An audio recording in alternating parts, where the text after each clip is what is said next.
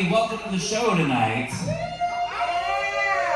I'm Temple the Bard. I'm your host. You're here at Temple the Bard's live talk show.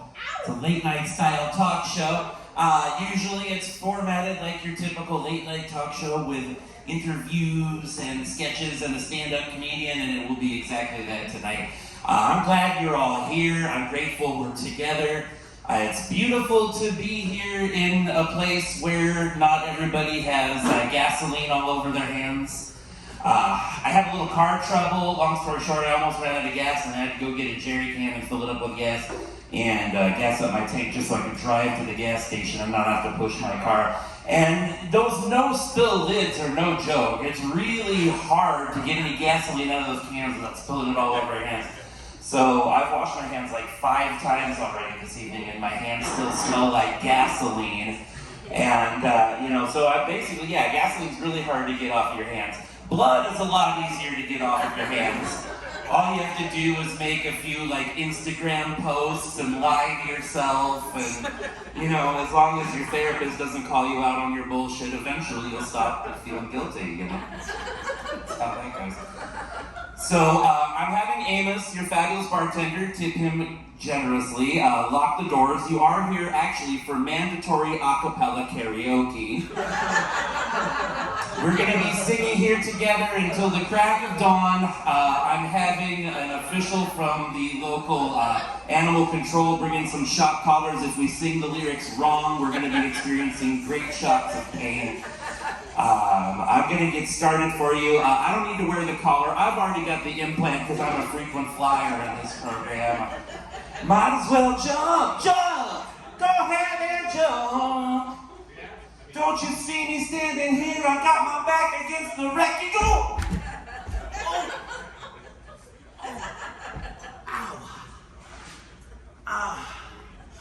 All right, I always thought it was, can't you see me standing here? I've got my back against the wrecking machine.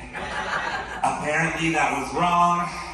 Woe be to any of you who sing Creedence Clearwater Revival. It truly isn't. There's a bathroom on the right. I found out the hard way. No, we're not really gonna do that. I'm not gonna torture you that way. That would be really awful. So I'm a non-binary person. I started out, I was assigned male at birth, and then I transitioned to female, and then I sort of transitioned back to the middle. And some people understand that. Other people have no fucking clue what I'm talking about, and they're really confused. It's like, what does that even mean? How can you represent that to me? And it's basically like when you have a pair of windshield wipers that are so old that the blades get stuck halfway through the cycle. It's like,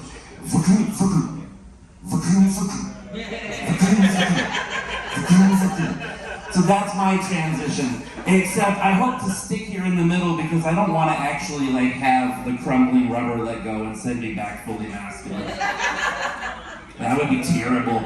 I'd have to get somebody to donate me some testicles to implants. I already got rid of those and I don't get to have my old ones back. It doesn't work that way. I tried to bribe my urologist to let me keep them and in case they're lucite and make a paperweight out of them. Because by the time he got them out of me, I had a huge hydrocele. So one of them was the size of an olive and the other was the size of a grapefruit.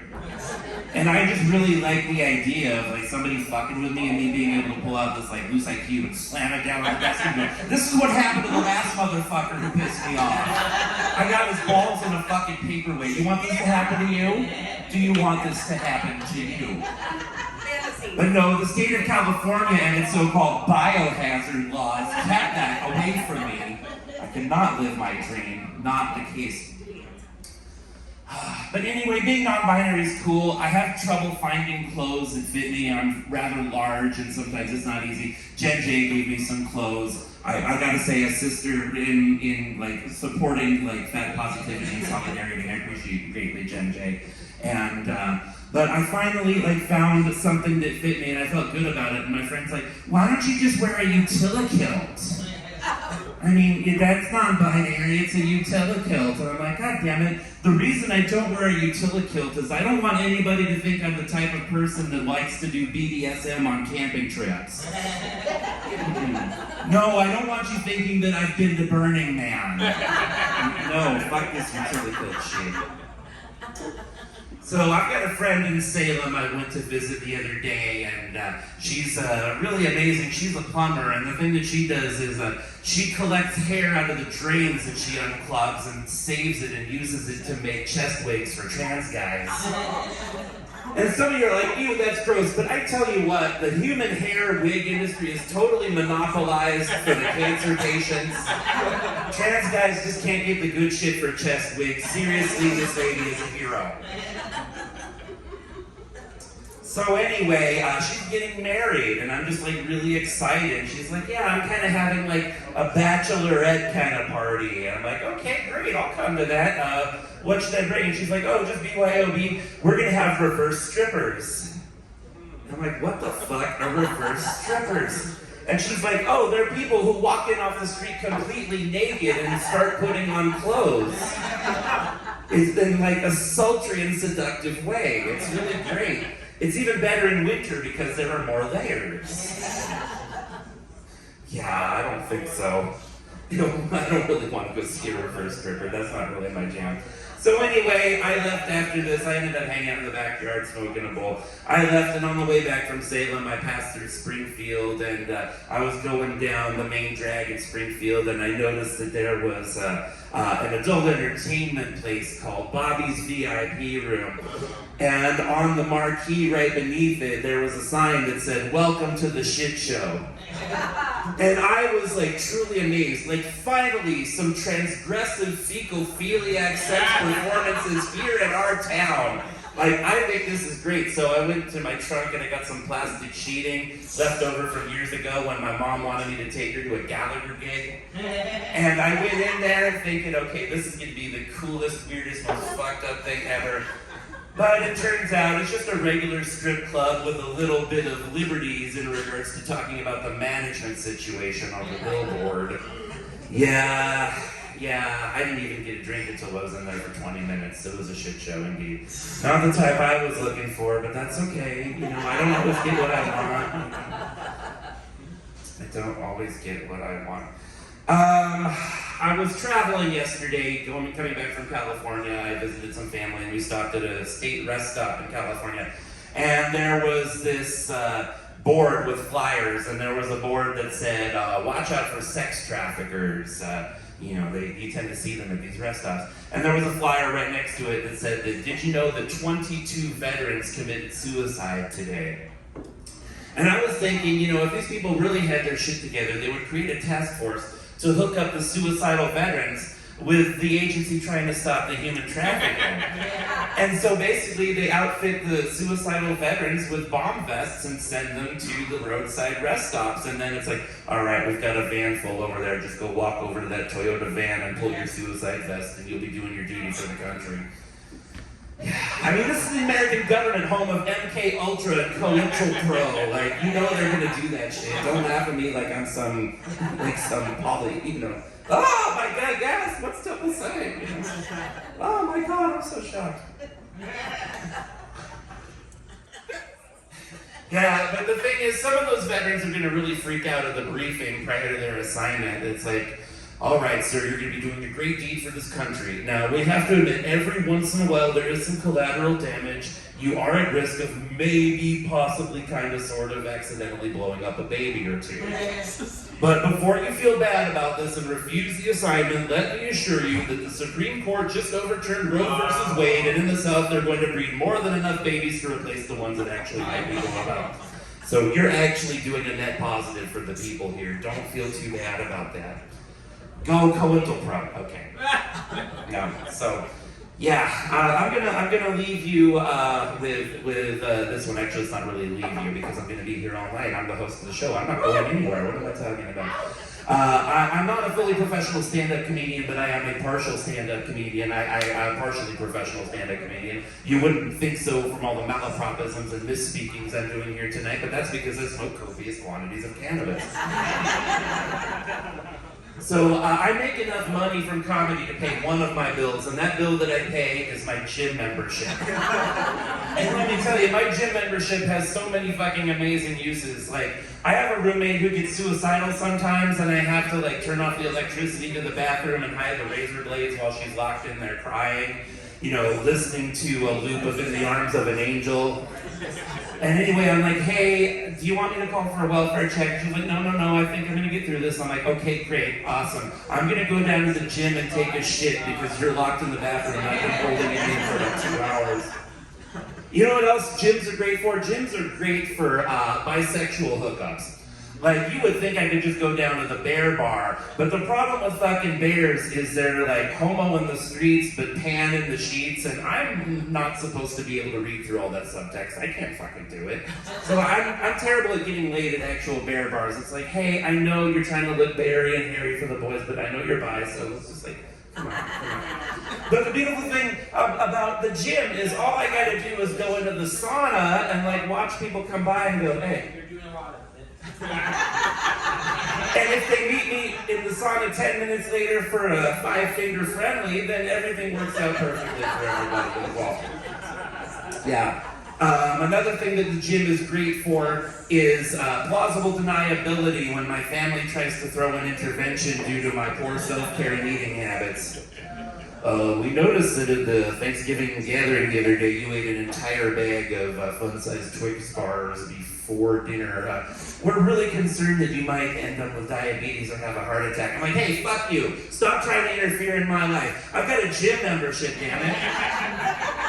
And besides that, I am on a diet where I can eat whatever I want, whenever I want. It's called wrecking toilets and dying young. Yeah, stop fucking with me about this stuff. All right, y'all ready to have a show tonight? Y'all ready to see some things? All right, well, I'm ready to do this too, so we're going to get started. The first segment tonight is a segment that we're having every episode of the talk show this season, where I talk to former ABC network announcer Ernie Anderson through the magic of post-mortem satellite radio. This guy has been dead for 25 years. But due to a combination of witchcraft and some quantum physics shit that even I don't understand, we're going to be able to tune in and talk to Ernie Anderson. So, Ernie, what's happening today? Let's see if we can get you tuned in here. All right, Nate, there's no sound. No sound out of the computer. Probably me, escape out. Oh, that's cool. I like that. Sneaky. Keeping the behind-the-scenes stuff behind the scenes. All right, well, while he's working on that, let me do a little bit of crowd work. My comedy mentors are telling me I need to do a little bit more crowd work. All right, I know there's a lot of comedians out there, so I'm just going to pick one at random. Nathan Hart. If you had to fuck a Golden Girl, in fact, if you had to fuck all 4 of the Golden Girls in some sort of like long orgy, and you had to fuck one of them doggy style, which one would you choose to fuck doggy style?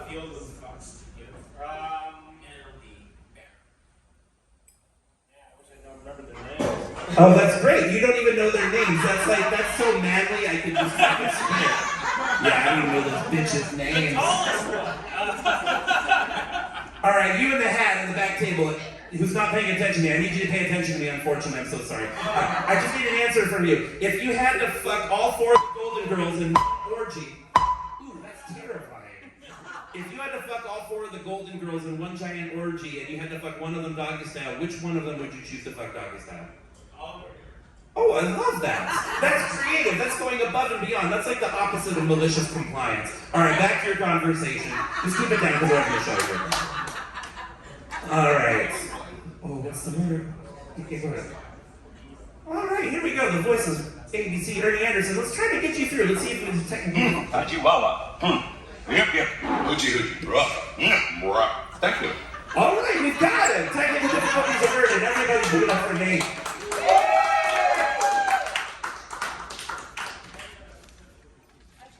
All right, so Ernie, it's good to have you with us. I've always wanted to ask you, you've been in the afterlife for quite a while. Have you ever met God?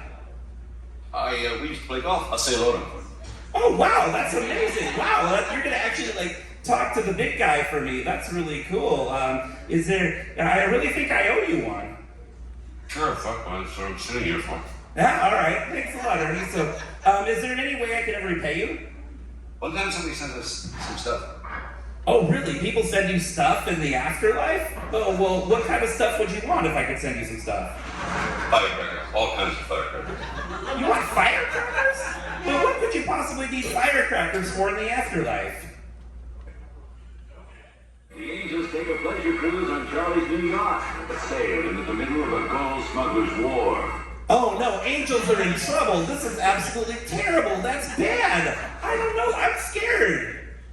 Total fucking state of fucking disaster. Oh God, it is a total fucking state of fucking disaster. Well, who is this Charlie person that the angels are sailing with? Total fucking state of fucking disaster. Yeah, I know, Ernie. Who is this Charlie person? John Ritter, Ned Baby, John Ritter, Ned Baby, John Ritter, Ned Baby. Ooh, I knew that John Ritter was up to no good dying young like that. Damn him. Look, I know a lady who has magical powers and collects human souls. What do you think about my asking her to send you some of them to help in the angel rescue effort? That's incredible. All right. Well, it sounds like we have a plan. Everybody give it up for Ernie Anderson. All right. We're going to have to help Ernie out, and I just know exactly the way to do it. All right. Okay, I do have to pay the bills. We do have a sponsor for the show, a bar across town. Just put up with this commercial, and then we'll get on with the show proper. How do y'all feel about that? Yeah. All right. How would you like to invest up to $10 an hour in your spare time? Well, by becoming a Blair customer, you can do just that. Sound good? There's something for just about everyone. From Blair's classic collection of pinball machines to Eugene's finest sticker art collection. There's a guy with a bass guitar. Diana screaming at Dr. Who. An old dog. Crotch staplings. Diana screaming at Star Trek. Invisible Jenga. Eddie Pearl Plumber's Crack. The secret menu at Wonder Wiener. And Diana screaming at the change machine. You don't have to sit at home alone huffing household cleaning products anymore. So join the wonderful Blair family and see just how easy it is to turn your extra cash into spare time. Blair Alley, where Black Knight is always broken. Right on. I'm sure many of you have spent like a Friday night at Blair Alley, like hanging out listening to the 80s music. I've spent many a Sunday afternoon there cleaning a pinball machine. Same fun for me. I'm that type of geek. Why did my computer do that? Okay, there we go. All right, so tonight we were supposed to have Brittany and Dylan from an organization called CORE here to be our interview guests. And CORE provides harm reduction services to youth, homeless and underserved, and kids who are needing a lot of help. One of the things I admire a lot about CORE is that they're willing to do things that are seen as taboo by organizations and people who are less committed to being of service to people where they're at. For example, I have worked at harm reduction organizations that they only deal with injectable supplies. Whereas CORE passes out smoking utensils to people who have habits that require that, because in order to have a safe smoking utensil means you're not sharing a pipe with somebody, meaning you're not sharing a respiratory disorder such as COVID-19 and its variants. And I know that some organizations have ceased working with CORE because they're willing to hand out crack pipes to people who smoke crack, and I think that's just unconscionable to stop working with an organization that has such a commitment to harm reduction. So if you have excess money to donate, consider helping them out with their mission, helping youth on the streets who use substances, use them with less harm. They also have regular street feedings and feed youth and give them access to resources, help them with identity documents, OHD situations. And so anyway, I'm not going to spend too much time talking about the nonprofit industrial complex, but some organizations within that are better than others. And I've had good experiences with CORE. Unlike that other organization I worked for. I don't want to name them, but it's something to do with Alice in Wonderland and things getting curiouser and curiouser, mostly in regards to grant reporting. All right, you ready for your first comedian of the night? It's a very comedy-centered show tonight.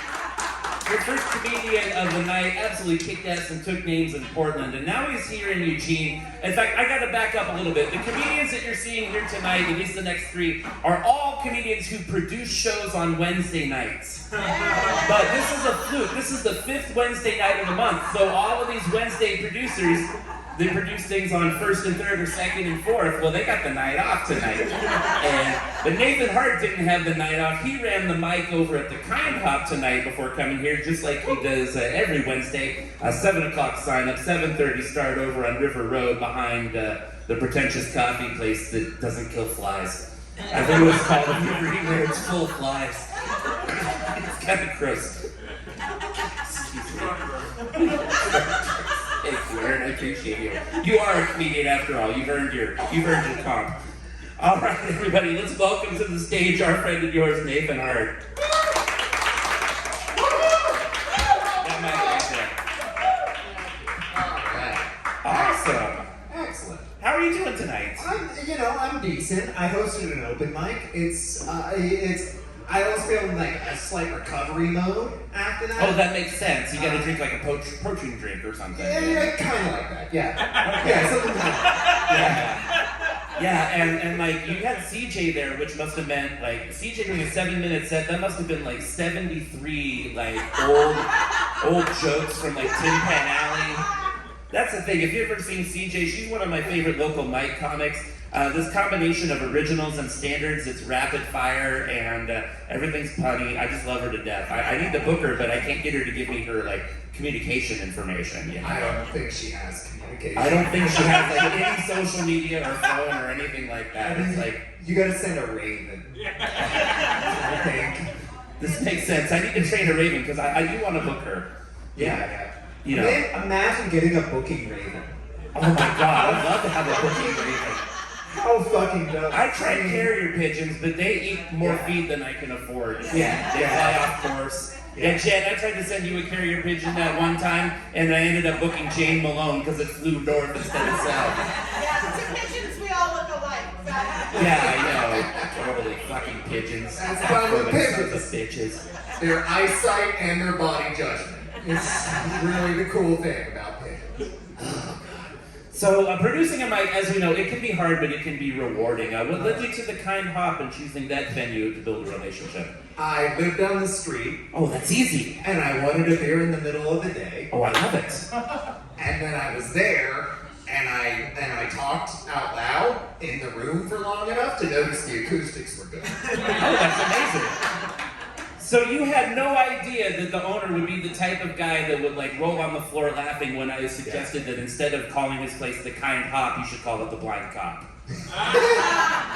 You had no idea Mr. ACAB was right there. I didn't really know, but I asked him, like, how do you feel about stand-up comedy? Is like one of my early questions. Oh, that's a good way to ask. It is. It is a good way to pitch a stand-up comedy show. Like, as your first question, like, how do you feel about this as a concept? And he was like, oh, we fucking love it. And, just ran from there, really. Oh, that's great. Because the Kind Hop is one of my favorite mics. It's warm, it's loving, it's a lot of fun. It's a great location. If I don't want to get drunk, they'll sell me half a beer and not mark it up too much. I think that's really cool. Yeah, awesome. Right on. You're starting to book shows there. I'm producing one with you, although you've done 90% of the work. Let's be real. Oh, shit, I have? Yes, you have. Oh, shit. That's why we haven't sold any advance tickets yet. That's what I was going to say. Oh, boy. Go to Brown Paper Tickets. Or you could just buy your ticket at the door like everybody else is going to. Yeah, realistically. Yeah, if you like commit now to perhaps buying a ticket at the door, then I don't have to worry about it. Yeah. You don't even you don't have to do anything. You don't even have to show up night up. Just like right now, think real hard. Like, I'll buy a ticket later. Well, we talked to Nick and we're like, hey, how come you don't have flyers up around here? He's like, yeah, it's been real busy with the World Cup. So if like the owner hasn't like even put up flyers, like he can't bitch at us if we get a low turnout. Fucking guitar. But it's gonna be a really fun show. It's gonna be a combination of improv and crowd work, and we've got some of Eugene's best comics gonna be there. Jen's gonna be there. Seth Bilstein's on that one, right? Yeah, we got Seth. Luke Miller's on that one. We got Luke. Hey, Devin, are you on that one? I am not, but I'll be there. All right, we'll get you on the future. I thought you were on that one.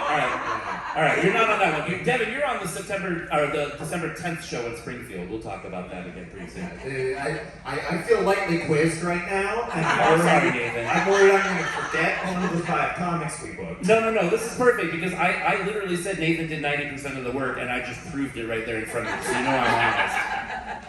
Well, great. I'm excited for it. That show's going to be the 3rd, which is Saturday at the Kind Cup, 7 p.m. start, right? 8. 8 p.m. Oh, great! He's gonna be open later. What a lovely man. Yeah. All right. So you want to see this fabulous gentleman do some stand-up comedy? All right.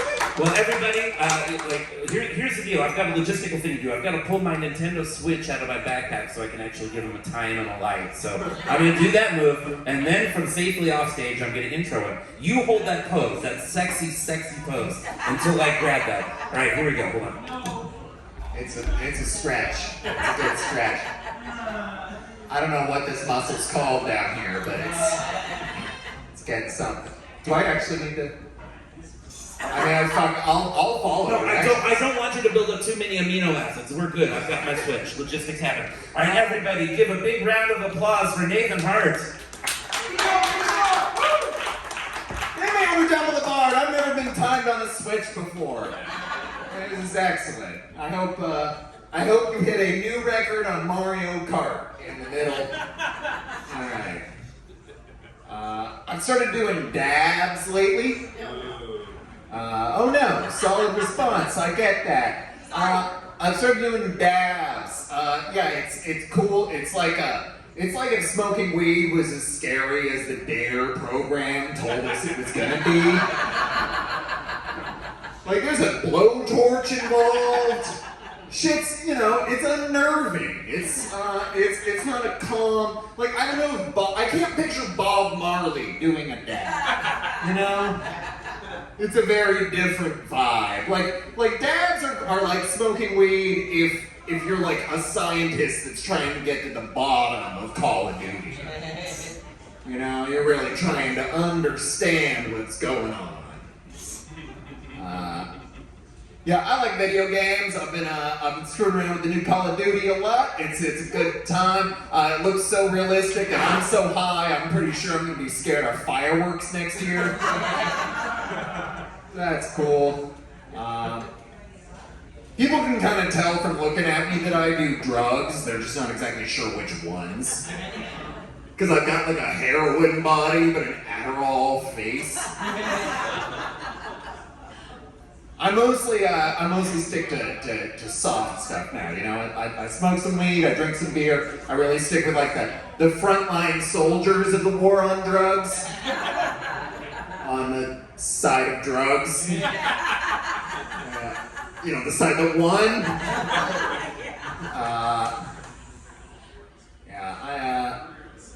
That means, I drink a little bit too much, a little too often. That means I'm a big fan of the restaurant Taco Bell.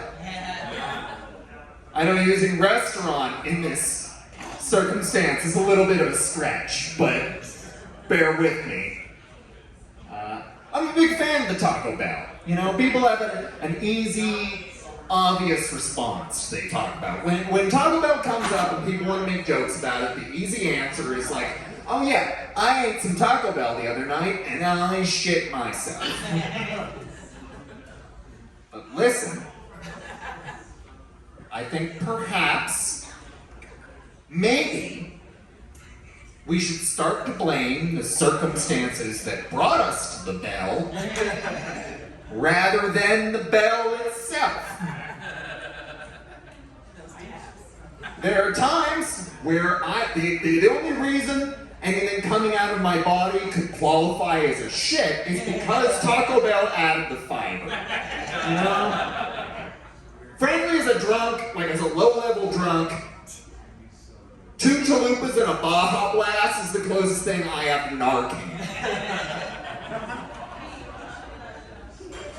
Most harm reduction doesn't offer you an array of sauces in various heats.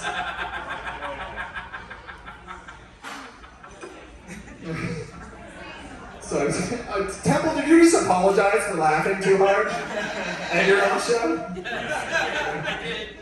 This is the intricacies of producing, Alright,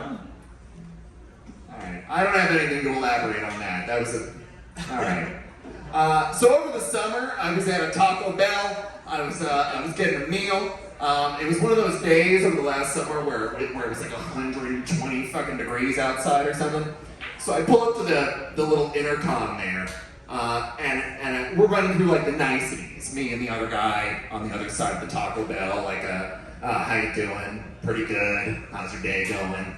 Doing all right. And then when I asked them, how are you guys doing back there? The man I was talking to says, oh, we're doing pretty all right. And then a second person cut onto the intercom. I didn't know they could do that. I thought I was having a one-to-one conversation with the Taco Bell staff. I didn't know they were all available on a group chat or something. I didn't know they could all just dip in there whenever they wanted and they were choosing not to. The second Taco Bell employee cuts onto the intercom and he says, that man is lying to you. Shit is falling apart back here. They won't let us turn off any of the grills. We don't have any air conditioning. And all our water tastes like pink lemonade. He just goes off like that for a minute. And I wasn't sure how to respond. You know, there's a deep silence comes in on the intercom. I don't know what to fucking say. I don't know what to fucking say that's gonna let me leave with my crunch wrap and still express solidarity. No good answers. I couldn't just like offer them some fire sauce packets on my way out of there. Like, I wanted to take some of those home to the kids. I just sat there until eventually the first guy came back on the intercom, like, all right, so what can we get you today? Really, there's two kinds of workers in America right now. That's what I learned in this story. There's two kinds of workers in America. There's the first kind that's walking around like, welcome to America, what can we get you today? And then there's the second kind walking around like, welcome to America, all our water tastes like pink lemonade.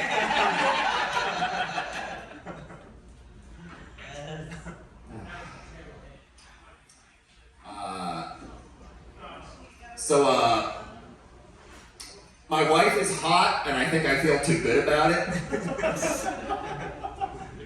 I think I feel too good about it because it validates like all of my other life choices. You know, I know it's the most toxically masculine thing about me is how good I feel about my wife being hot. You know, it's like any decisions I make on the day-to-day, that woman signed a contract to fuck me in the future. I'm probably doing fine. Whatever. You know? The other day, one of my friends met her for the first time, and like she went off to at the bar where we're at to go use the bathroom, and he turns to me like as she leaves, like, oh, you know, your wife is very beautiful, and I like knee-jerk responded like, oh, thanks. Like she's like a car I own or something. Like, oh yeah, thank you. I keep her waxed. Thanks, folks. Have a good night.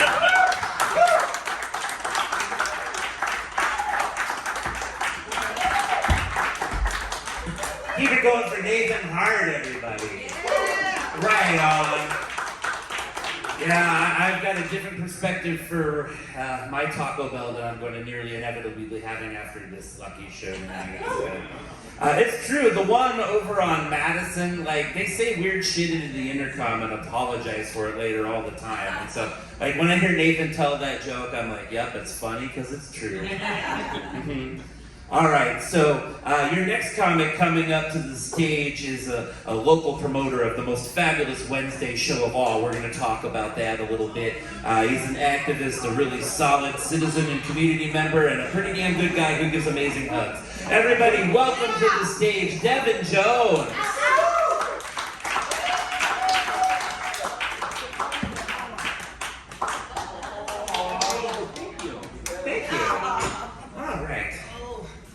Awesome. Well, thank you for being on the show. That's me, I think, right? Yeah, I'll take that. Awesome. So tell us about these amazing shows you're producing over at Big City Gaming. Yeah, so similar to Nathan, I work above the building and was there drunk in the daytime. It's very, very mutual in that situation. Rad. And I just said, hey, you guys want to maybe possibly do some comedy? One thing that I noticed when I first started doing comedy out here was I felt like my jokes were hitting a little harder than I was getting booked. You know what I'm saying? See, they're hitting hard right now, and you're not even talking about it. But it was just kind of like a realization for me that I used to use my networking and try to start something where I could start booking people as well. And it just kind of worked out pretty well for me. Oh, that's oh, what are our friends doing in the back? Are they taking like a photo shoot for Instagram? It's like, all right, you lean over the pool table and like you suggestively hold that camera, and I'm just gonna look buff and put that stick out. I'm fascinated. Like maybe they're putting on a better show than we are up here. Anyway, I gotta pay attention. Like this unmedicated ADHD gets me sometimes. Please forgive me. So yeah, that's great. Like you went in, you're just like, hey, I'm awesome, you're awesome. Let's see what happens. And you know, actually, they were really slow and struggling at the time. So that's the real trick. Is you got to go find a place that has nobody to show up on a Wednesday night. And you get in there and get a couple people to come in, and it ends up being a pretty good show. Right on. And Wednesday nights are really hard to draw people. It's right in the middle of the week. Some people are resting up for like the Thursday, Friday, Saturday, Sunday. Other folks, it's like, oh my God, you're only going to get me out once or twice a week. Wednesday's not it. I've got a 9 to 5. What are some of the things you do to draw like the huge crowds you're drawing over at Big City? So the main thing is pretty much is that I grew up here, and like you said, I used to do a lot of more political activism and things like that, and like I said, again with networking, was able to kind of the old hip hop scene and the reggae scene that was pretty vibrant here for a long time. Kind of gathering that production value and figuring out the way to put on shows and stuff like that. It's been a real hard balance. It took me 4 shows to get it right. The 5th one was the one I was the most proud of, just being able to produce. And honestly, the biggest thing that I'm proud of is being able to pay my production, pay my comics, pay myself a little bit. That's the most important thing for me right now. So I think that's what I'm enjoying. Yeah, and paying comics is super important. Like, I don't know the whole story because I haven't researched it, but like, long story short, like people were rebelling against like Mitzi Shore's club in LA, like, oh, just do it for the exposure. And some major comics that you know today basically struck against that and picketed and led towards Mitzi Shore's club paying and led to the industry standard of, hey, pay your comics. And every comic on the show is going to get paid tonight. I don't know how much yet, but it's probably, this is not a huge show. You see, it's probably going to be like 10, 15, 20 bucks, something like that, depending on what I get from the house when it's over. But yeah, even if I didn't make a dime on this, I'd at least pay my comics something just because that's what you do, you know what I mean? And if you don't do that, well, you're sort of going against a lot of people who've done a lot of hard work to, lift comedians up. Well, one thing that I've been really blessed with is to have some really awesome comedians come out and help me out with this. So I had Jen J come out right after she won Best Comic in Eugene. And I was like, let's go. Woo, I'm nice with it, I can get that shit. I had Seth come on with Bert, and they both of them are either just recorded or were about to record 30-minute specials or hour specials. So.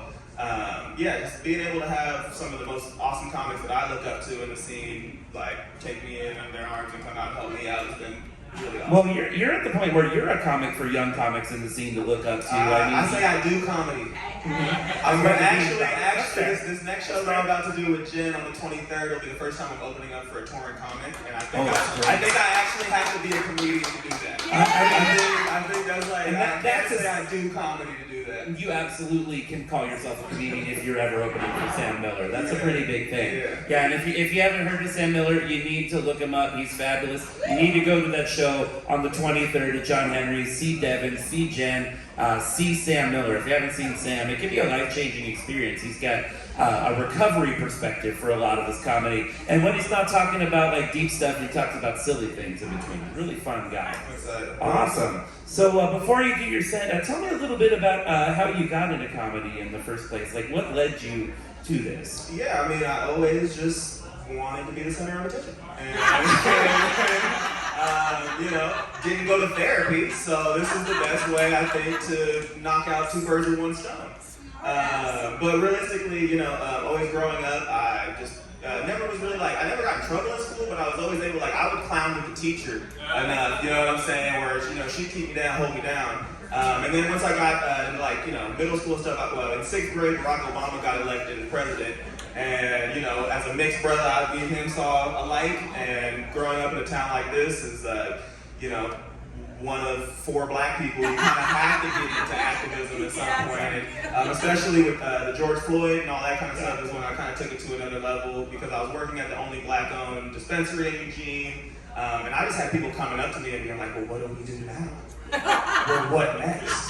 And I'm like, brother, I'm mixed, okay? I'm not in it. I have no fucking idea. You better go ask somebody else because shit, I cannot speak on the black experience that well. Shit, I can only speak on half of it. So, yeah, and after that, I've always been involved with the community, and that's kind of like we were talking about earlier, being involved with like the hip hop scene, and it's been really awesome to actually have something to offer now. So I was always kind of hanging around and just kind of like doing my thing in the background, and now I actually have something to really give to the community. I think you had something to give to the community before then even, because like being a part of a vibrant and vital hip hop and reggae scene, like you're venerating various forms of black culture in a very white this if I show up. Yeah. So I mean basically, so please give yourself the credit for showing up that you deserve and the credit for being a positive presence. Building culture here in Eugene, which is a place that has a lot of kindnesses and a lot of ignorances that brew together to make the fabric of what we have going on here. Yeah, the deadheads, I'm sort of Sometimes. Hey bro, I saw you do comedy, bro. My pronouns are they, them. Yeah, yes sir, yes sir. You ever had a white dude with dreadlocks try to relate to you on 400 years of oppression? I get you, brother. He'd be like, I get you. I see your struggle. Oh, that's worse than the guy who wore a dress on Halloween saying he feels my pain. Shit. Are y'all ready to see Devin do some comedy? Yeah! All right, well, I'm going to get on stage. Everybody, keep this applause going a little longer for the start of the set from Devin Jones.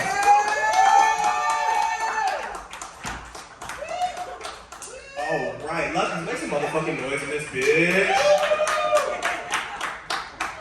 I'm on a short cord tonight, I guess, so I'm gonna keep it on a short leash. I am a jolly ass motherfucker. Alright, I am like one of the jolliest motherfuckers you will ever see. So around the holidays, I get even more jolly, you know? Which I don't really have a reason to because a lot of my holidays went pretty rough. Not gonna lie, you know what I'm saying? I know my mom's in the crowd, so this is gonna be a little emotional. But there were certainly, like one year, I only got a Christmas tree for Christmas. You know what I'm saying? That's tough, right? She asked me if I wanted a $25 Christmas tree or a $25 present. And so I asked for the $25 Christmas tree, right? You know how fucked up that Christmas tree was? That shit was like this damn tall, had like one leaf hanging off the side.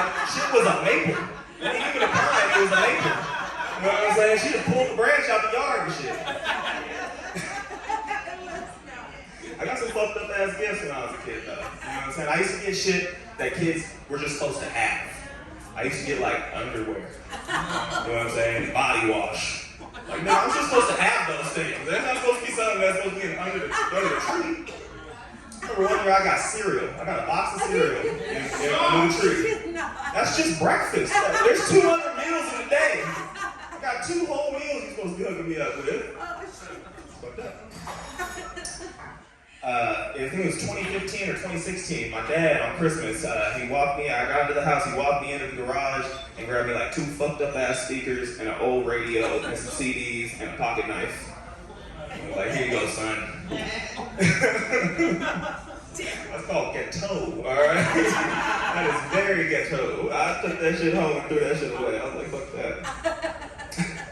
I'm doing holiday and Christmassy stuff because I got a show that's like kind of all based about that coming up on December 2nd. So don't mind me if it's a little too holiday-ish on you. Oh, that was it.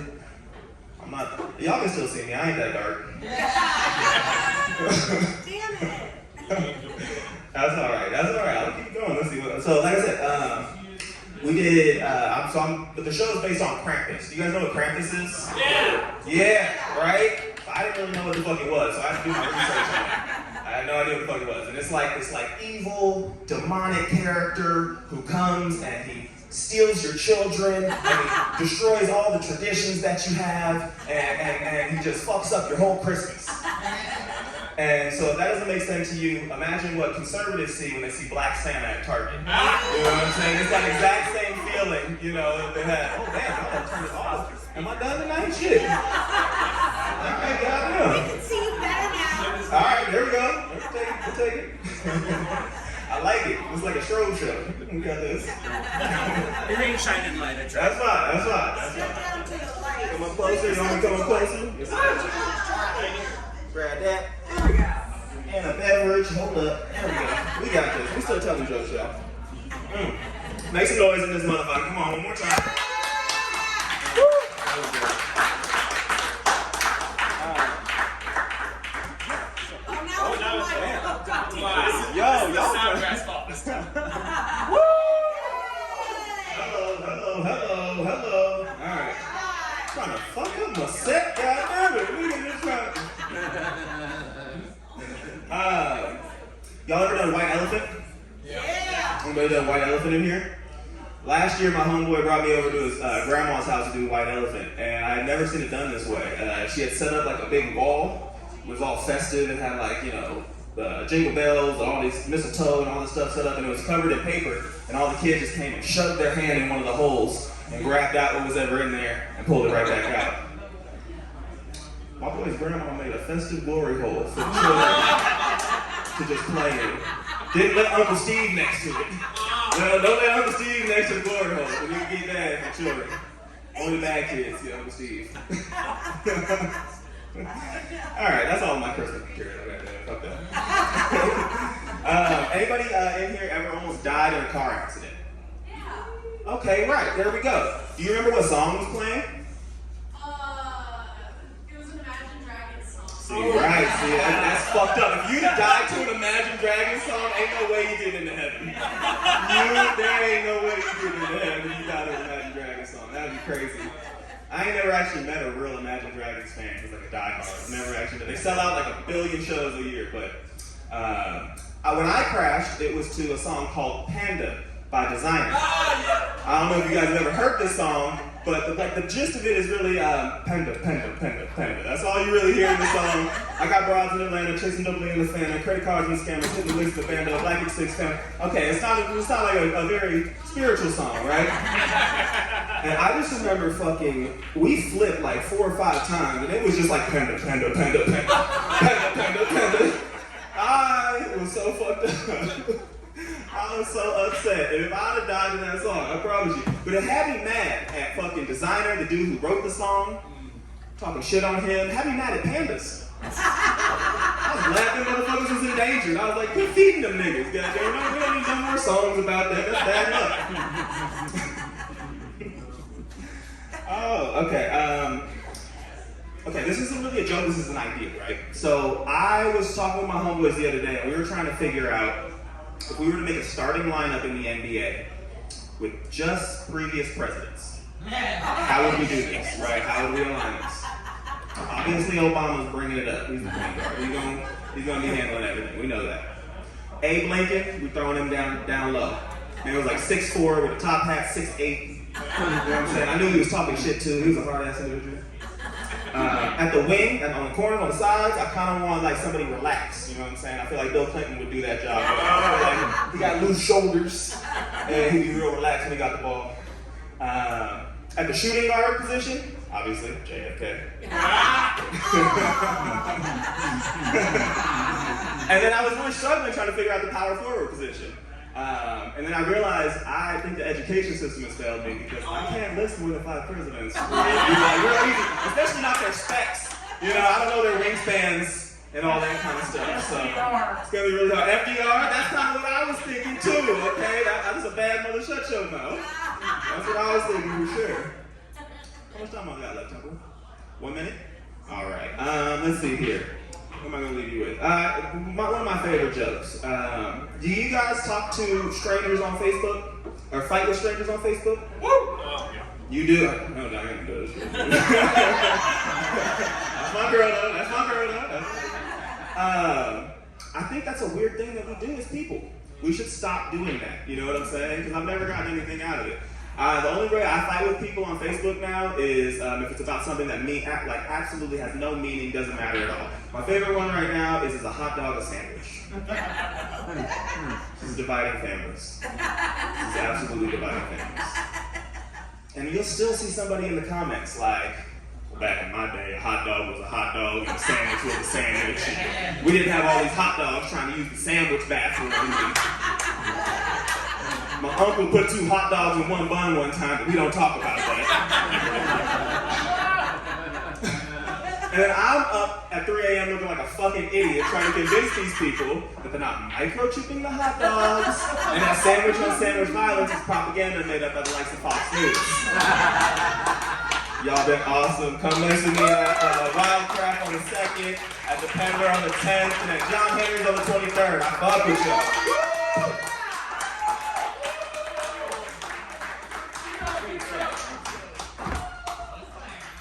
Keep it going for Devin Jones, everybody. All right. I even had these handy dandy, like that's what should have been behind it. And I know that's what should have been up. Damn it! But I've got one for you. You get yours. All right, so we're jumping right into the set of our next comic, voted Eugene's best comic in the 2022 Eugene Weekly poll. She's on so many shows, too many to name, but definitely check her out Saturday at the Kind Hop with Nathan and myself. Everybody give a big round of applause for Jen J.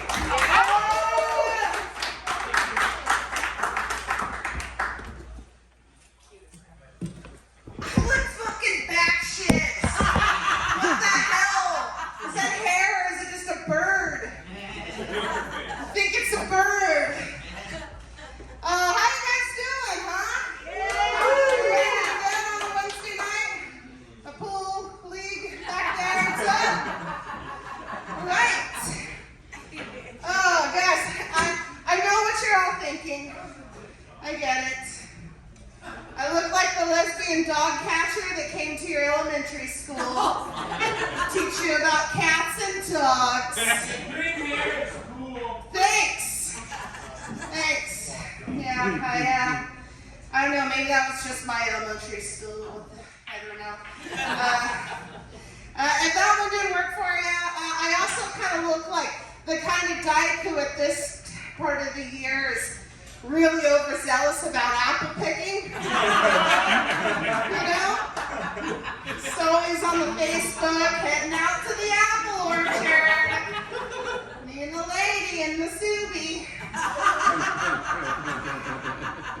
I'm not that kind of dyke though. I'm not. I have had a great year though. I've had a really good year. Got little accolades and stuff. Yeah. Appreciate it. I really would have liked to have shared the accomplishment with my mom and dad, you know, but they're dead. Yeah. It's true. My mom and dad have both gone on to the great reward. You know, hell. Yeah. They're there, and my dad is in hell. He's got like 50 motorcycles, all like stacked into a weird pyramid, you know.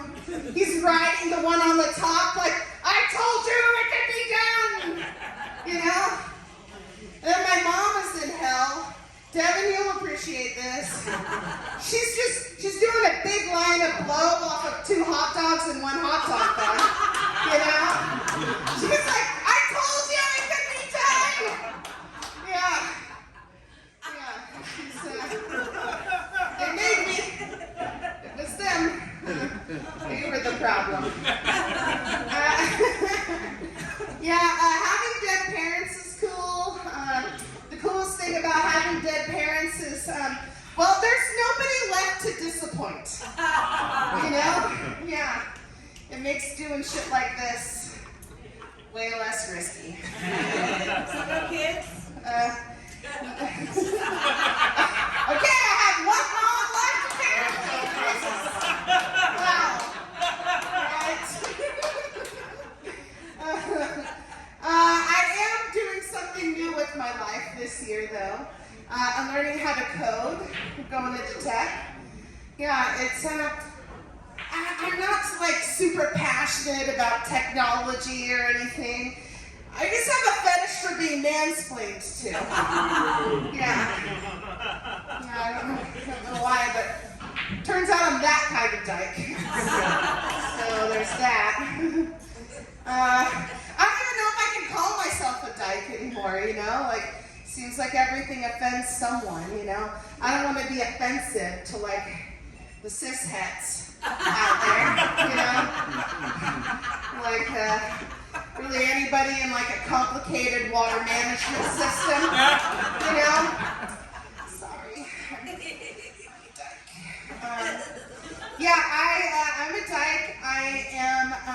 I'm gay, but I identify as pansexual, which, if you don't know what that means, because you're a cishet or a bigot or whatever, don't worry about it. You don't need to know the ins and outs of it. Really, I'll tell you, the main takeaway, at least for me, is that I can be friend-zoned by all the genders now, is what that means in my experience. Yeah.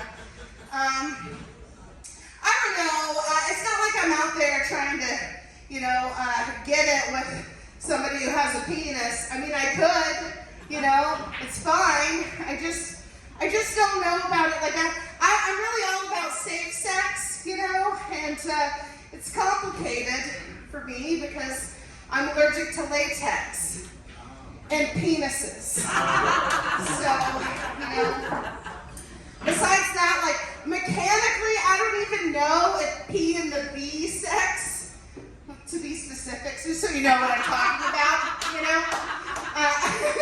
I don't know if P and the B sex mechanically will even work for me anymore, you know? I'm pretty sure I'm just sewn shut down there with, like, sticky cobwebs and wild ass pubes. Yeah, last month I was like cocking my jack-o'-lantern, you know, and I'm cleaning out all the moist fibers and visible eggs, you know. I'm grossing out Devin's mom. My mom also. Yeah, it's cool. Thank you. I'm pretty sure, like, well, it's the next day, like, you know, I went to lift the lid to put the candle in. That shit was stuck. Like, it was glued shut, you know?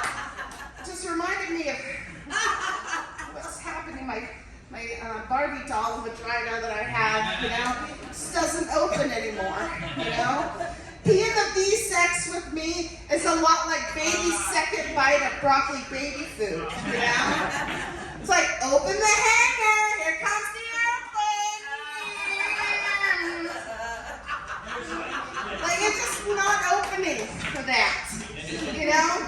P and the B sex with me is a lot like two of the same sides of magnet trying to come together, you know? Doesn't go. I know, it's very sloppy. I saw that slop from here. Put your shit together. Trying to get balls in the hole. Don't ask for my advice. Stone shut, in case you weren't paying attention. Yeah. Well, I gotta get going. I heard somebody in the back there somebody said, like, I think it was a white man back there said, well, actually, you know, now my basement is just flooded, you know. So, yeah, I gotta get going. I'm real wet. Okay, thank you. I've been to Jay. Keep it going for Jen J. Awesome. So Jen J also is on the Wednesday night production team. Jen, until very recently, produced the Jokin' Off comedy open mic second and fourth Wednesdays at the Drake, and that's now on hiatus due to a number of reasons involving the people that run the Drake doing secret agent work for MI6. Right. Yeah. So yeah, the Brits blame them. Always blame the Brits.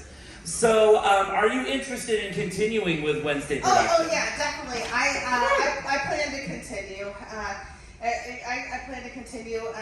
I for real started a tech boot camp, like in real life. So I just got that going. So I need a little time to get my bearings and.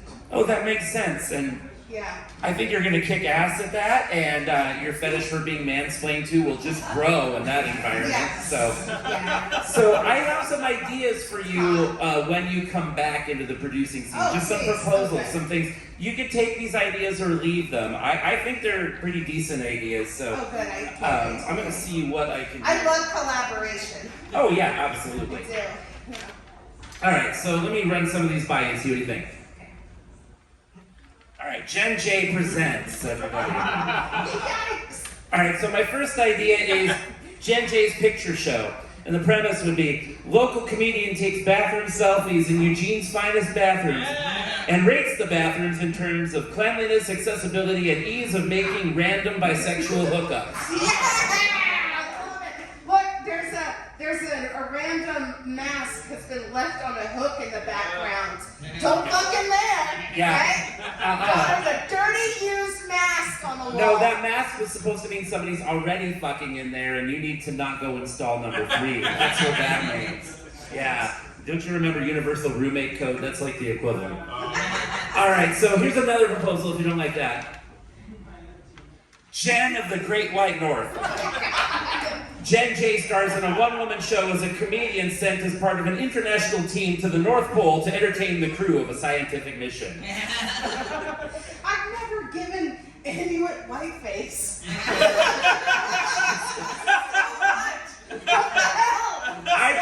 I just thought you were wearing warm weather I gear. invented all of Alaska. It's not cultural appropriation, it's just warm weather gear, I swear. I swear to God. Weather appropriate. I didn't know that's what I looked like. Well, you let me take a picture, and this is what I've done. That's what you get for trusting me. I always thought I was adopted. This may prove it. But anyway, if this is a successful show, you can only mine the material so far, which means you'll need to have a sequel. Perfect.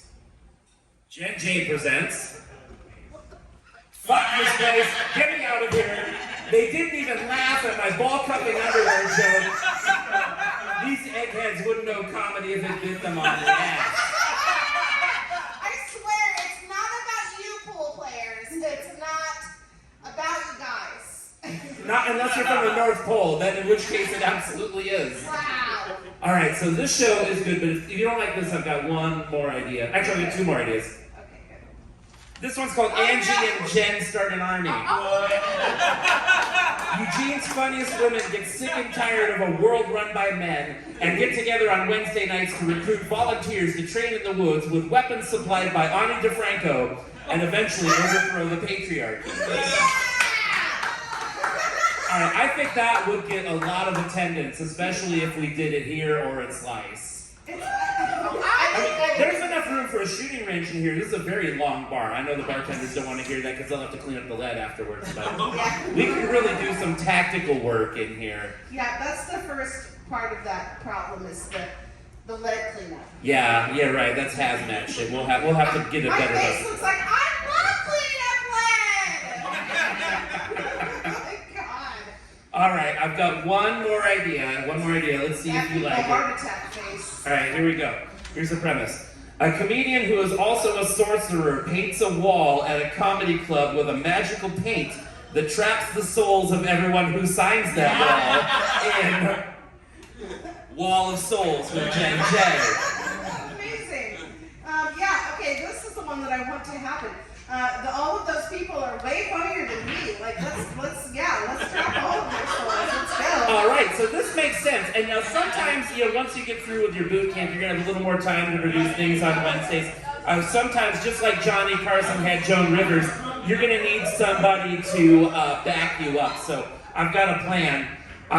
Sometimes when you need Wednesday night coverage, you'll have to use one of those souls to produce a show in your absence, knowing that if you do, you will lose that soul forever. Good thing that Jen J has the many souls of Tylor Jones.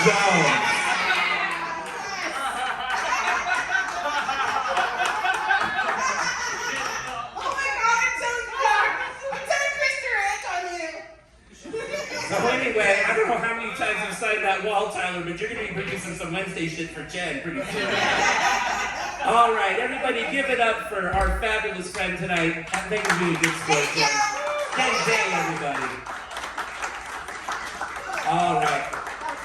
Now, this was originally scheduled to be like a little producers roundtable, have a little talk, but our friends from CORE couldn't make it. So thank you, Devin and Nathan and Jen, for doing more time and helping produce the show when our main guest couldn't make it here. You all are heroes. And let's welcome our next comic to the stage tonight's actual featured comedian, the one that you came to see, the one whose face was prominently displayed on billboards all the way between Roseburg and Albany. Everybody, welcome to the stage, Tylor Jones.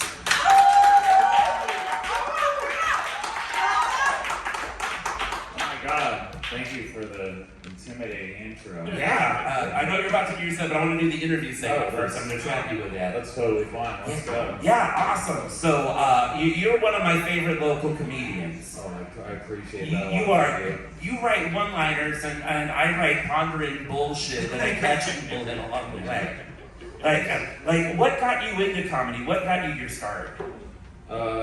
Mark Maron, and then another thing that'll kill the room if I say it out loud. Oh yeah, there's a lot of homophobic, transphobic comics. I mean, I just listened to Anthony Jeselnik all the way back from fucking California, and it's like, all right, I get it, So, but that's okay, I don't need you to kill the vibe of it. So, like, you heard these people, and you like, I have to do this. Yeah, well, I saw Mark Maron's Stinky Pain, and it's a very low-key special, and I'm like, I come from a musical background, and I failed at that, so I'm like, I think I can figure out comedy. This makes sense. And you do get booked to open for bands quite often around here. A couple times, yeah. They're not booking me anymore, so I feel like the last one didn't go so well. Oh, that's too bad. Well, maybe we need to get them to do one of the comedy nights. They could make a brick and bass string or something. Yeah, that's yeah. funny, right? Yeah. Awesome. So music, what kind of bands were you in? Like looking at you, I would have to assume some sort of doom metal, but I don't know if that's fair. It's I've done a lot of classic rock metal kind of shit, What instruments do you play? Guitar mostly. Oh, rad. Yeah. So, yeah. Cool. Yeah, I'm a mediocre guitarist. You're probably far better than I am. No, I'm pretty mediocre as well. It's fine. See, I came into this partially through musical comedy. I would sing to backup tracks and do improvs and stuff, and I know musical comedians are generally loathed. Honestly, I could write a decent solo, but I'd rather tell a joke. That makes sense. And nobody wants to be Bo Burnham. That's a fate worse than death. Yeah. Screw you, Bo. I'd rather be a karaoke DJ. Yeah, I keep my comedy separate from music. Yeah, Yeah, it's probably smart. Yeah. All right, so everybody, I'm going to absolutely blow that out of the water by singing off the stage and introducing while singing your next comic. Everyone give it up for Tylor Jones.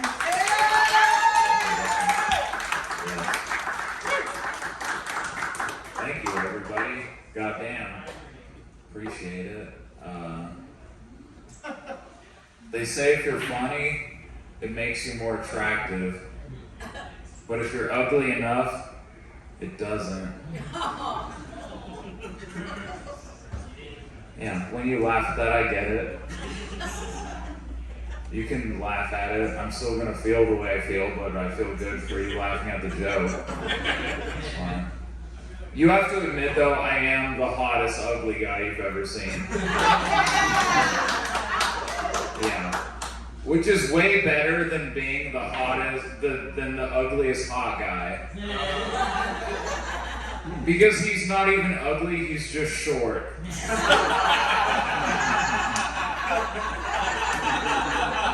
Yeah, right? Yeah. Sometimes I'm sad my face looks this way, at least I'm 6'1". That's arguably way more important. I saw a TikTok of a guy talking to a girl in a dimly lit nightclub, and he was standing on his tippy toes while talking to this girl. I'm like, oh, dog. There are problems I didn't even know about. I'll take Invisalign, dude. I don't even... Dude, at least I'm 30 years old. At least I have a long life to live where I can gain, introspection and, knowledge. If you want to be taller, you have to like fly to China and have your legs broken. And that girl's still not gonna fuck you. After she knew that you did that, like, flying to China and having your legs broken is some simp shit. Am I right? Like, that's some simp shit, dude. Just write a good one-liner and some degenerate fucking... She might give you the clap, but at least she wants to fuck you. Come on. Come on. Hell yeah, I really squeezed everything I could out of that riffing, didn't I? Hell yeah. I love it. I love it. I was at the grocery store recently, and I saw a guy in full military uniform buying scratch-off lottery tickets. He also had all of his limbs. If he practiced a little gratitude each day, he would have already felt like he won the lottery. It is funny, shut the fuck up. I hear you.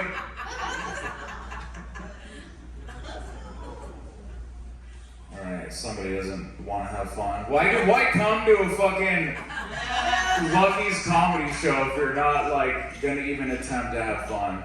Why come to a bar and say stand up and tell us to be quiet? We're having a great time. Yeah, I'm not telling it. Sorry you're losing at pool right now. Only somebody losing at pool would say that shit right now. Yeah. At least I know I'm not gonna get pussy. At least I'm not trying to get pussy playing pool right now. What a fucking loser. An object in motion tends to stay in motion. An object at rest thinks that it has all the correct political opinions. Yeah. I saw that Snoop Dogg has his own wine in the grocery store. I was very surprised to find out that it was a red. Yeah. I was using a public restroom recently, and I saw some graffiti in the wall as you usually do, and it said 7-Eleven, never forget. Now, that's a good reminder for some, but I've never forgotten about the twin taquitos. Or taquito 7. It was a controlled rotisserie. I look like Jesus if he never left God's basement.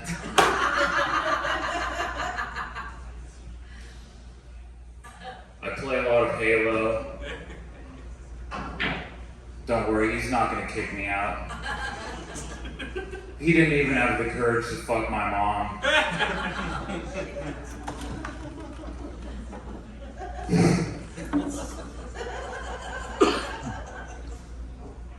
Donut holes are neither donuts nor holes. Just tired of all the lies in this world. You gotta start somewhere. My last name is Jones, and I've always been poor, so the figure of speech keeping up with the Joneses was very confusing when I was a child. I'm like, I don't know what people are trying to keep up with, but there are a lot of empty beer cans in the kitchen. I can only assume it's the consumption of 211. If you even know what 211 is, your childhood wasn't sick. That's why me and Devin get along. Yeah. I'm gonna lean into it for sure. It sucks because your parents are everything to you when you're a kid, They're like your superheroes. So you could say my father was the man of steel reserve. Yeah. One time my dad offered me dip when I was like 8 years old. I was riding in the car on the way to the store, and he was like, "Hey son, you want some dip? Some chewing tobacco?" And I'm like, I'm 8 years old. Like, you're not even buying me the braces that I'm asking for.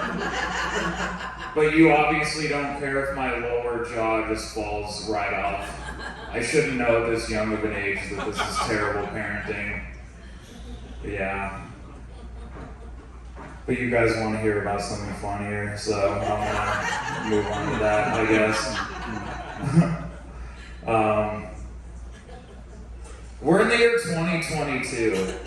How fucking crazy is that?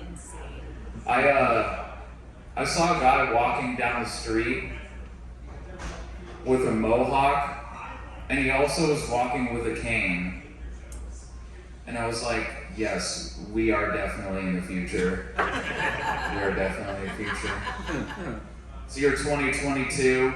We're on the razor's edge of technology. We have things like drones, 3D printing, and the metaverse. But it's also amazing that the shape of the Earth has somehow weaseled its way back into the social discussion. As if this is the 1600s and Galileo has just been deemed a heretic by the Catholic Church. I can solve the flat Earth debate right now, and I don't need to use any science at all. If the Earth was flat, do you know how many white girls on backpacking trips would have taken selfies at the edge of the Earth by now? With some shitty Instagram quote like, "This might be the edge of the Earth, but it's the beginning of my journey." Yeah, you're not deep or interesting. You just have a sick set of tits. That's all that means. Yeah, we're all floating through darkness and none of us are gonna make it out alive. That's the minus tits version of that sentence. If you're a young, attractive woman with diabetes, does that mean that you have to get a sugar-free daddy? So I can do cute stuff. It doesn't all have to be horribly depressing.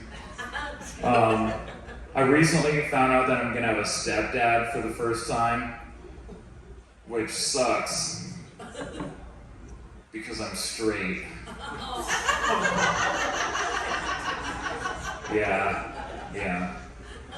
Yeah, I'm an only child, so I have zero guilt when I look at incest porn. Stepbrother, stepsister all day, son. That shit has no effect on me at all. Plus my dad's dead. So, just the stepmom stuff that I stay away from. She's only got a couple of years left. You should have laughed at that more, it's fine. There's a mom in the audience, it's okay. It's fine. I mean, shit. Yeah. You want your son to fucking get weird, I get it, it's fine. Yeah. Devin, she wants you to get weird, it's okay. It's okay. Yeah. We already had that talk. Yeah, dude. If you could smoke a blunt with your mom, you can get weird, it's fine, yeah. That's what's up, yeah. There's like, some people would say that that's bad parenting. Nah. If you're smoking a blunt with your mom, that's the best that's the best relationship you could possibly have with your mom. If you're smoking a blunt with your mom, that's peak.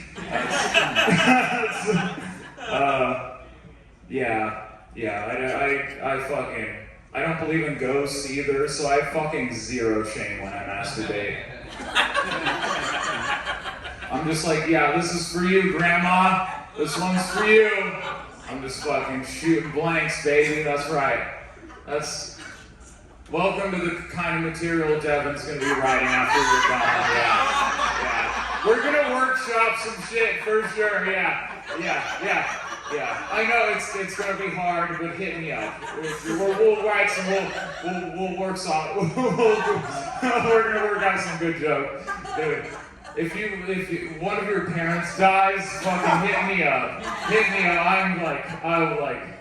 I don't have a lot to offer this world, but if your parents did, I could give you a good time. Yeah, I can at least. Did I get the light yet? Am I still good? All right, I'm good. All right. Yeah. Fuck. I'm 30 years old. This is the first year where I'm like, I'm not 30. Like, I do not feel 30 at all. Like I have health insurance, but like my ex-girlfriend from like 5 years is still on it because I don't know how to get her off of it. That's like where I'm at right now. Like I don't know who to get in contact to like delegate that, but I'm like, whatever. If I die, whatever. I guess that proves I like wanted her to be happy. I guess. All right, that got too real. I guess Alright, I guess I'm the only one who's responsible in this room. I can't believe it's fucking me, right? How am I the one with health insurance in this fucking room? That's crazy. God damn. Alright, that's all I need. Anybody in this room could be a fire dancer with the correct beat and gonorrhea. Yeah. Every hour is rush hour when it comes to sex traffic. Alright, you don't want me to get that dark. Alright. I'm really trying to dial it in before I get off the stage here.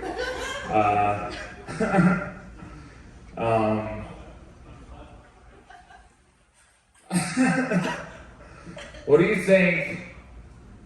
think would be an Epstein's Island dressing? Like you guys have had Thousand Island, right? But what about Epstein's Island dressing? Definitely extra virgin olive oil as a base for sure. Some very ripe cherry tomatoes.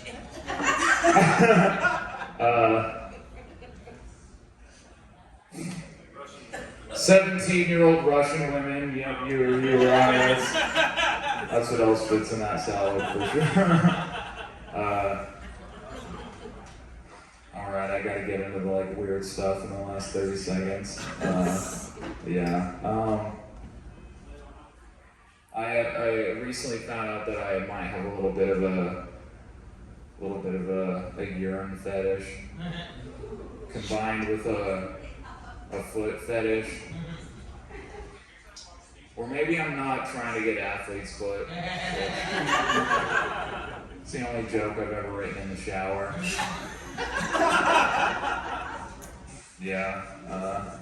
I talked a lot of shit about my parents earlier, but I only do that to set up this stuff about them now.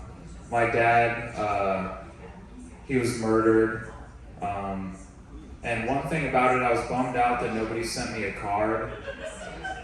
But to be fair, there's no section in Hallmark for a card that says, "I'm sorry that your father was murdered." Yeah, it's okay. It's gonna be funny. It's gonna pay off, I promise.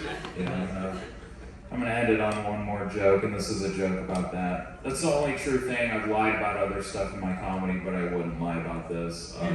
My dad was murdered. It's the only way I was able to write this joke. My dad was murdered by 3 Native Americans. The only reason I give you that last little bit of piece of information is because I didn't realize it took that many to make one American spirit. Thank you very much. Keep it up for your own Temple of the Bar, everybody.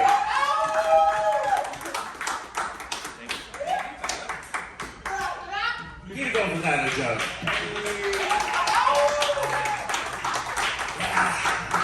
Now I have a coda to that. One of my main musical guests that I have on about every 10 episodes or so is an indigenous woman. And so she heard about that joke, and so like I navigate a lot of worlds. I navigate like dude bro worlds, and I navigate like the touchiest leftist worlds, and I navigate worlds in between. I mean, I'm an ambassador, I'm a diplomat. I have to talk to all sorts of different people. And one of the things that like I'm navigating right now is like Eugene generally is a the type of comedy scene where like, like for example, I'm not talking about that joke. That joke was what it was. I mean, it's one of Tylor's darkest jokes. He's talking about his fucking personal tragedy and shit. and it's a fucking big deal. And I'm not going to talk about it anymore than I'm sorry, Tyler, I shouldn't talk about it. I've been drinking, dude. All right. Exactly. So, but like I'm navigating comedy right now. Like there's the comedy of like say anything the fuck you want versus the comedy of like don't touch down. And I think that is like the battle of comedy right now. And that's where I think a lot of it's coming. That's where the biggest arguments come. That's where the arguments about Chappelle come from. And the thing is, what I gotta say is like I really want to be on the side of say anything you want. I just want to go into a room and just like totally do like all the you have a small penis. I bet you've never satisfied a woman in your life. I bet you don't even know how to drive properly. Do you even have a brain? I mean, I just want to go in on full troll and just like attack all the cis dudes in the audience. I want to do this so bad, but the thing is, number one, if I was to do this, I would eventually get my ass beat because there's going to be some motherfucker who can't take a joke, and I'm going to be the one taking a glass or a fist to the face or a car running over me on the way back, or he bringing some homies back and jumping me. So I gotta be a little bit careful about that. And also, one of my comedy heroes, believe it or not, is Mr. Rogers. You know, I thought he was the funniest motherfucker in the world when I was a little kid. And so I want to do right by him and have my comedy be in a situation where we can learn something from it, which really hamstrings me. It's fucking hard to tell jokes about dead babies that we learn a happy little lesson from at the end to tie that in the book. All right, anyway, we have one more amazing guest on our show tonight, our musical guest, and there's going to be a brief interview before, but I just want to promote what's coming up. Let's give everyone a big fan of, I'm drunk. I'm not drunk. It's not supposed to be. Give a big round of applause for Jen Jay, who's on the show, and Tylor Jones, and Nathan Hart, and all these other people. There's Tylor Jones, yep. And on the 3rd, Saturday the 3rd, there's Everybody Knows Your Name, a stand-up comedy show at the Kind Hop. On the 7th, you can see Matt Costa, myself, and Eric Sparks at Slice. That's a free show, 8 p.m. Followed by Diana Wesley, Brittany the bartender, and I riffing the Garbage Pail Kids movie. That's going to be a lot of fun. Wednesday at Slice, 9 p.m. free. And then on December 10th, 8 p.m. at the Peddler, Devin Jones is going to be on that show. I'm going to be on that show. Zach Chappelle, Jeff Parks, Chad Johnson, Jamie Colson, Rudy Tabersi. And then on the 14th, the next episode of the talk show, Very Whitaker Christmas, Wednesday, the 14th at 9 p.m. at Slice. And then Saturday the 17th here, there's going to be a recording show. Angie Bloomfield and I are co-headlining. And Diana Ramsey and Angela Lewis are featuring. Dylan Cianci's hosting. We're going to be recording it. I don't know what we're going to do with the recordings. I just need some demos so I can get some gigs somewhere other than this fucking town. So, like that. All right, let's welcome our next guest to the stage. A budding comedian, but a very established and experienced singer-songwriter. Everybody welcome Atlas Bishop. Awesome. Thank you for being on the show tonight. I'm so glad you're here. Thank you so much for having me. I cannot tell you how much it means to me to get a musical gig, and thank you. Oh, I'm excited to hear what you have to offer. Tell me about what got you into performing music. I think that it's much like I think it was Devin who said he just wanted to be the center of attention. I'm a middle child, and so I had to either be like a little shit or be like look at me, I can sing kind of thing. So I leaned into the singing. You got that attention however you had to get it. Exactly. Well, that makes sense. That must explain why you got into comedy as well. It's true. I feel like I moved to Eugene semi-recently from the coast, and before that I was in Utah, and so yeah, I just got here and was really excited to get into the music scene, and somehow managed to find an open mic. Like there's just so many like comedy open mics when I started doing like research, and so I was like, I'll check that out. And here we are. Right on. And so you just basically, I need to get out there. I need this. This is part of my life. That's amazing. I kind of need it too. I need your attention too. If I don't, I would die. I would literally fall down on the stage, and that would be the end of me. So yeah. So I'm sorry for the psychic vampirism, but you invited me in. So awesome. So tell us a little bit about the music you're going to be playing for us tonight. So I will be playing original music that I've written over the last couple years. It's kind of my collection of songs about girls because I kind of realized a little bit late that I was gay, and so they're kind of like my. I would say they ring truer to me than stuff I wrote in the past with a band that was all kind of like angry guy hating music and stuff. But, Yeah, I know. Guy hating gets old after a while. It does, yeah. I mean, it gets new again. Trust me, it gets new again. But then it gets old, and then it gets new again. Yeah, it's there's definitely other things to sing about. So. All right. Well, I'm excited to hear your music tonight. Are you about ready to play for us? Yeah, I'm ready if you guys are ready. All right, awesome. We're just going to have the briefest of intermissions to get Atlas set up with our fabulous sound guy, Nate. Give both of them a round of applause. You're going to hear some music just within a couple of minutes. I've been Temple the Bard. Thank you for enjoying this part of the show. Music coming up next.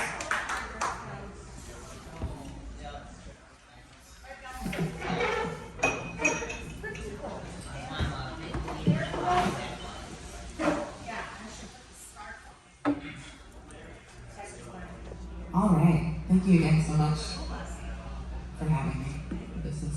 This is my happy place, and yeah.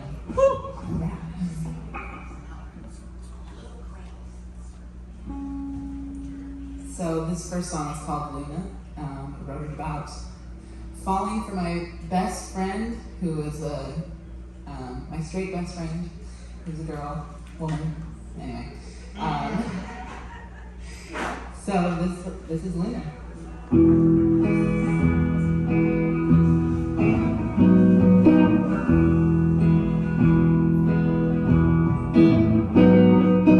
Fighting what you feel, fighting just to hear, praying it's not real,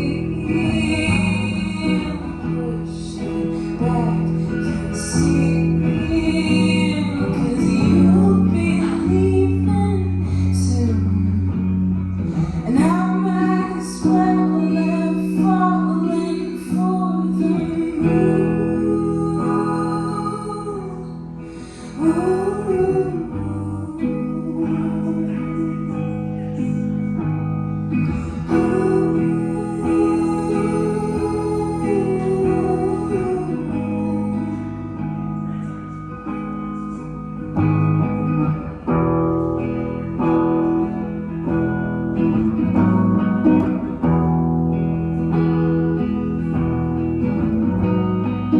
Distance by the sea,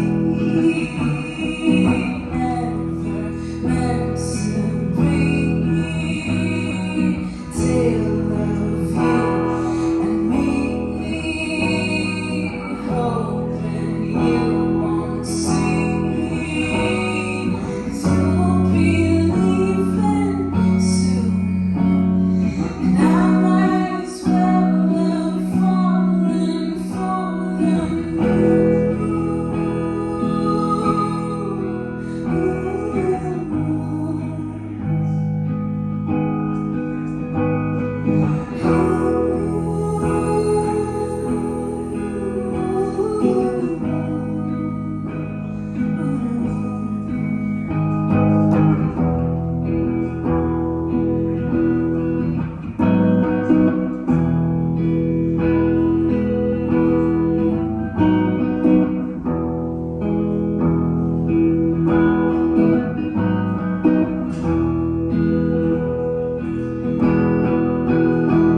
Yeah, you'll be leaving soon, and I might as well have fallen for the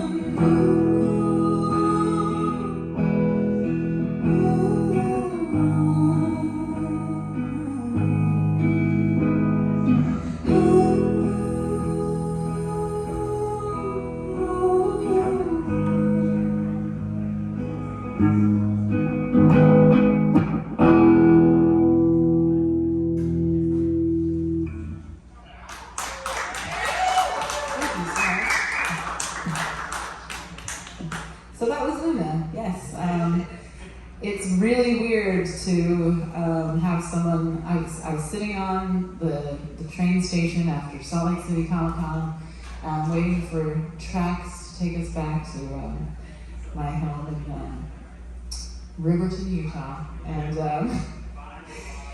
my friend was just like, I was telling her a story about how my mom was at 11. I was not expressing interest in the boys, and I liked to wear boy shoes. So she was like, "You're not gay, are you?" And my reply was, "No, anyway."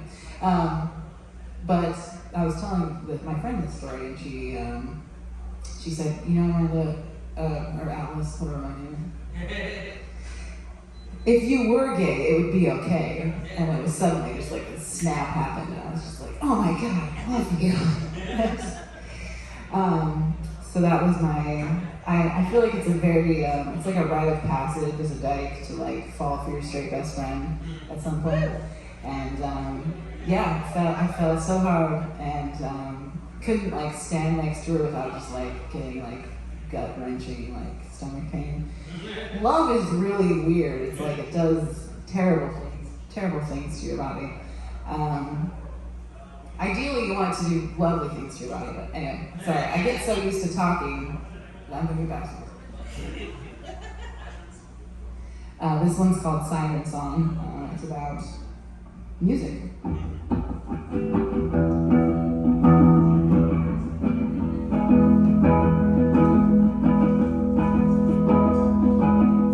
Promise me you'll listen and that's all.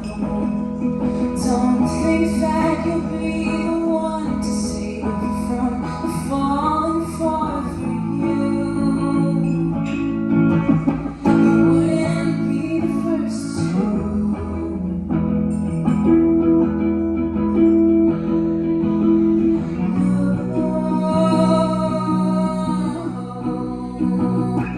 And I know you think you're an angel, and I know that's what you need. You should know she's got some demons. You should know she's a lasting seed. Yeah, I'm the one with the siren song. It's your love that'll be the death of me. Yeah, I'm the one with the siren song. It's your love that'll be the death of me.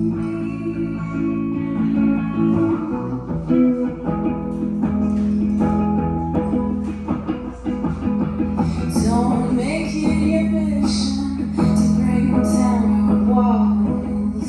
She built them for a reason. Don't think that they should fall and fall for you. You wouldn't be the first to.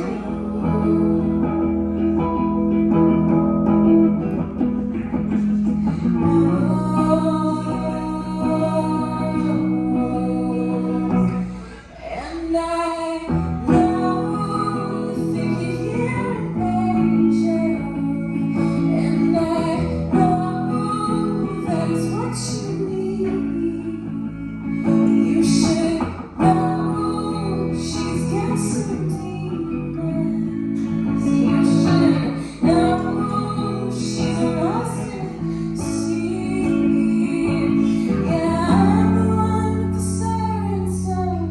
It's your love that'll be the death of me. Yeah, I'm the one with the siren song. It's your love that'll be the death of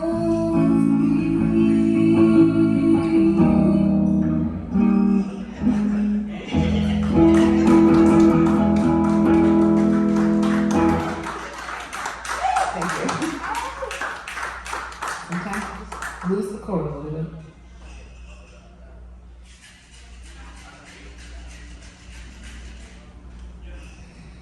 Okay. This next song is about sibling estrangement.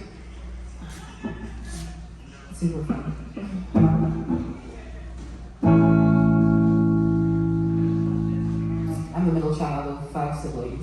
was a lot of estrangement to be had.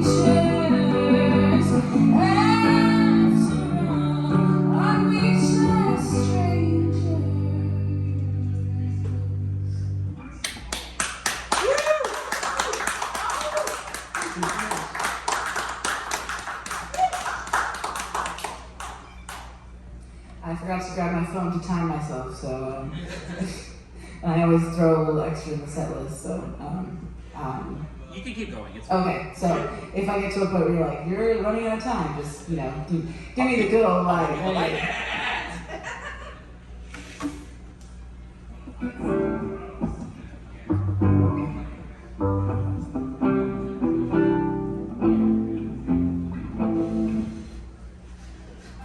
This one's a little new, so I might mess it up, but it's a drinking song, so I feel like it's fitting for a bar.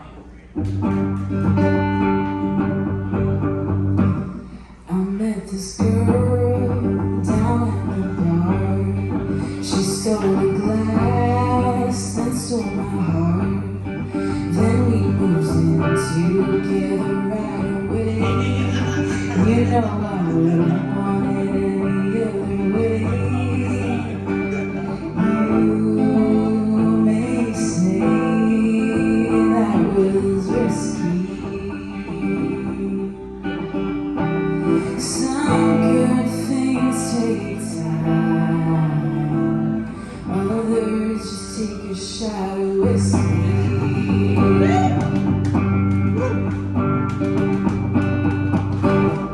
It's a short song. But that's how I met my wife.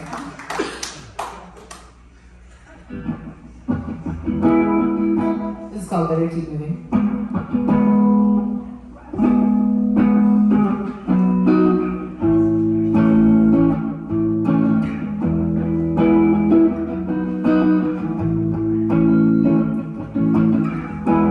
Windows down and so am I. Leaving town and I lost goodbye. I won't say a thing.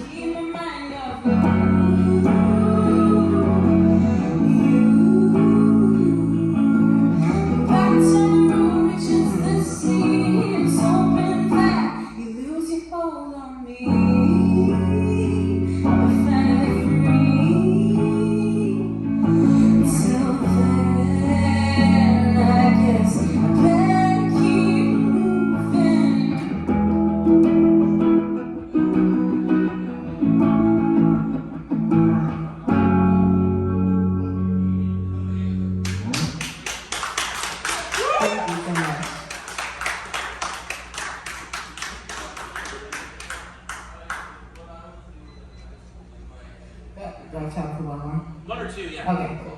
Sorry. Just got a little excited with my set list. I was like, oh, I can see that one. I can see that one.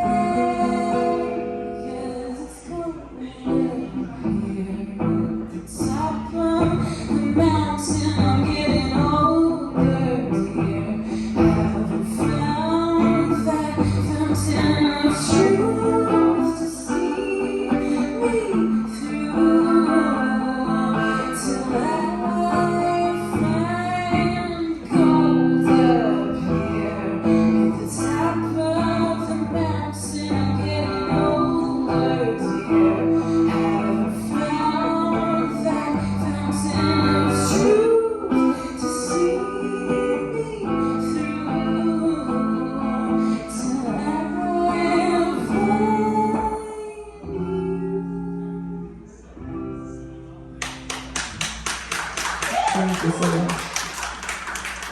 It has been an absolute pleasure to sing to you.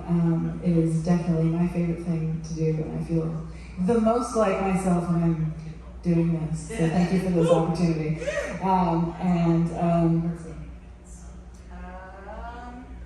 see.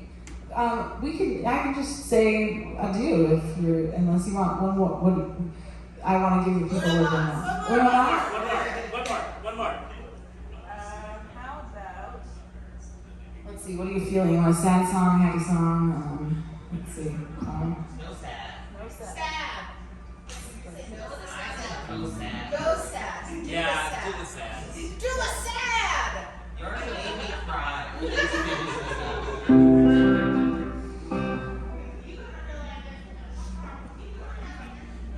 The song is about my first girlfriend.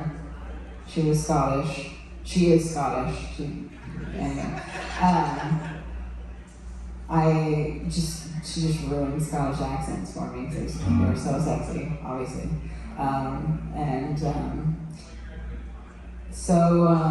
This song is called I Thought So Too, but that's a dumb title, so sorry. I'll just sing the song instead of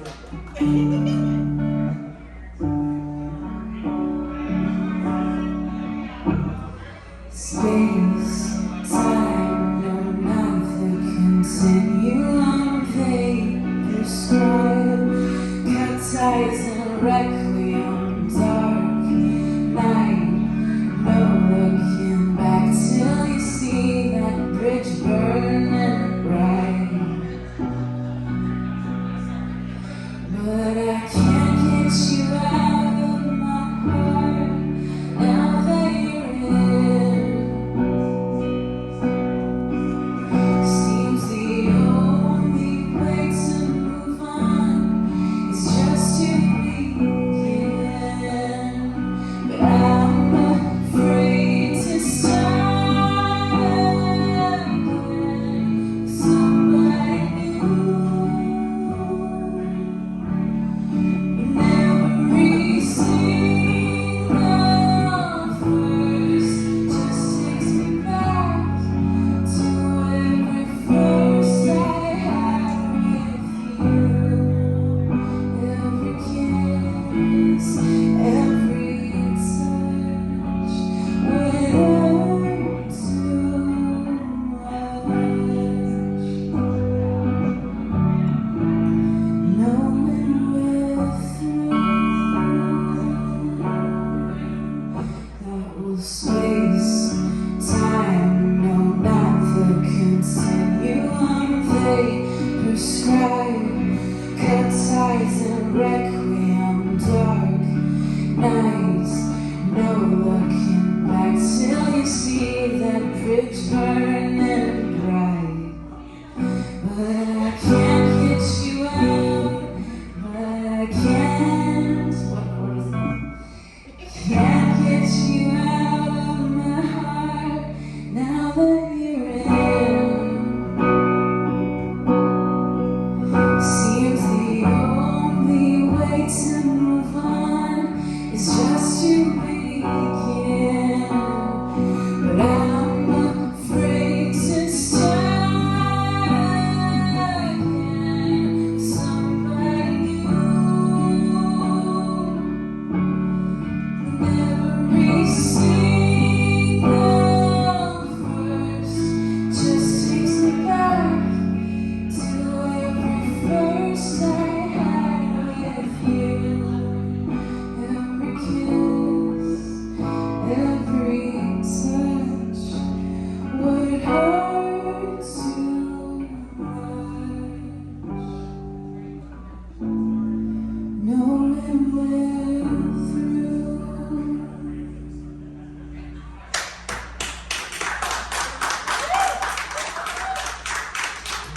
Thank you so much. I've been at Miss Bishop, and you've been lovely. Thank you.